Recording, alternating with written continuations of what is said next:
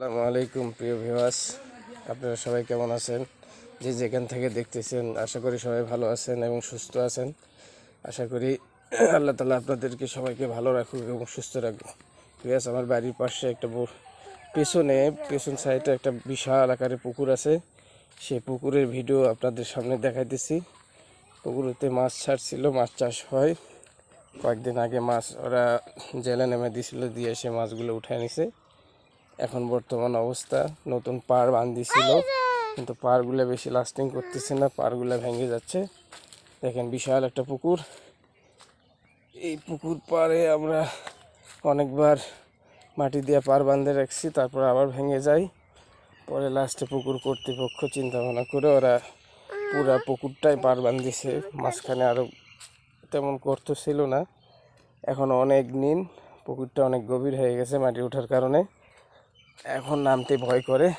আগে আমরা এখানে অনেক সাঁতার কাটছি, আমাদের শৈশবকাল এই পুকুরে অনেক গোসল করছি, সাঁতার কাটছি, অনেক সময় পার করছি।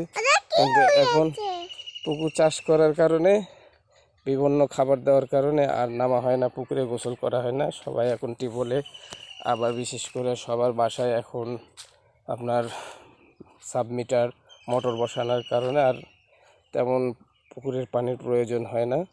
আগে ঘাট বাঁধা ছিল, এখানে সবাই গ্রামের মানুষরা এসে কাপড় কাচতো, মাছ গোসল করতো, থালা বাসন মাজতো, অনেক কিছু করতো। এখন আর আসলে সেগুলো কেউ করে না, যেহেতু পুকুর চাষাবাদ হচ্ছে।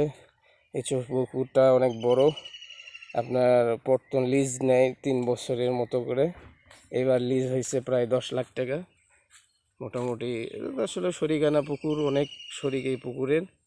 আমাদের অংশ নাই, কিন্তু আমাদের পুকুরের পাশে জায়গা আছে, সেখানে আমরা বাড়ি করছি। আসলে মূলত পুকুরতে আমাদের কোনো অংশ নাই।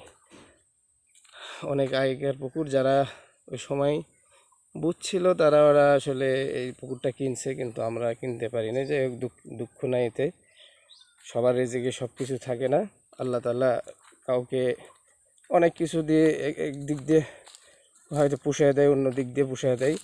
যাই হোক, অসুবিধা নাই, এটা আল্লাহর ইচ্ছা। যার যেখানে রেজেক আছে সেটাই তার কপালে আছে, সেটাই হবে। প্রিয় ভিউয়ার্স, আমার এক ভাতিজা পুকুরের পাড় বাঁধার পর কলার গাছ লাগাইছে। দেখেন কত সুন্দর কলা। এই অল্প দিনের মধ্যেই গাছগুলো অনেক বড় হয়ে গেছে, কলাও ধরছে। ভাতিজা অনেক পরিশ্রমিক। আমরা আসলে এইভাবে সময় দিতে পারি না, আমরা তো ব্যস্ত মানুষ, ব্যবসা বাণিজ্য নিয়ে থাকি সবসময়।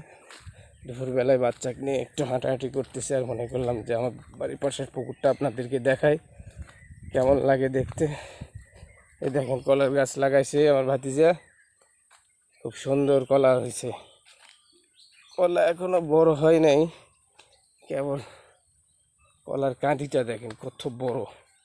নতুন মাটি তো, বিশাল কাঁদি।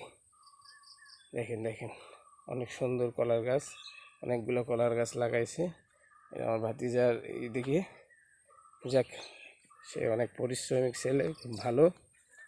ওই যে দেখো কলা, কলা দেখেন তো মুহতাদি, কলা এটা কি কলা কয়টা দেখেন তো, কয়টা কলার গাছ? অনেকগুলো কলার গাছ। বলেন কলা ধরছে না? মুহতাদ কলা ধরছে তো না? হ্যাঁ, কলা ধরছে। পুকুর কত বড় দেখছেন? পুকুর কত বড় পুকুর, বিশাল পুকুর। কি বলেন তো, বিশাল পুকুর। এই পুকুরে কি খুঁড়ছিল কয়েকদিন আগে? ভেকু আসছিল। কি আসছিল? এসে মাটি খুঁড়ছে। ভেকু এসে কি করছে? মাটি খুঁড়ছে, পার বাঁধছে, তাই না? অনেক সুন্দর, অনেক সুন্দর। ঠিক আছে ভিউয়ার্স, আসসালামু আলাইকুম। আজকে এই পর্যন্ত রাখলাম। এটা বেশি বেশি করে শেয়ার করবেন। আমাদের গ্রামের প্রাকৃতিক দৃশ্য কত সুন্দর। প্রকৃতি একবারে অনেক সুন্দরভাবে আমাদের গ্রামটাকে সাজাইছে। আমাদের জন্মস্থান এখানে, আমাকে অনেক ভালো লাগে। এখানে নারী পোতা আমাদের। যাক, আমার ছেলে মুহতাদি আমার কোলে বসে আছে। আচ্ছা, আসসালামু আলাইকুম রহমতুল্লাহ।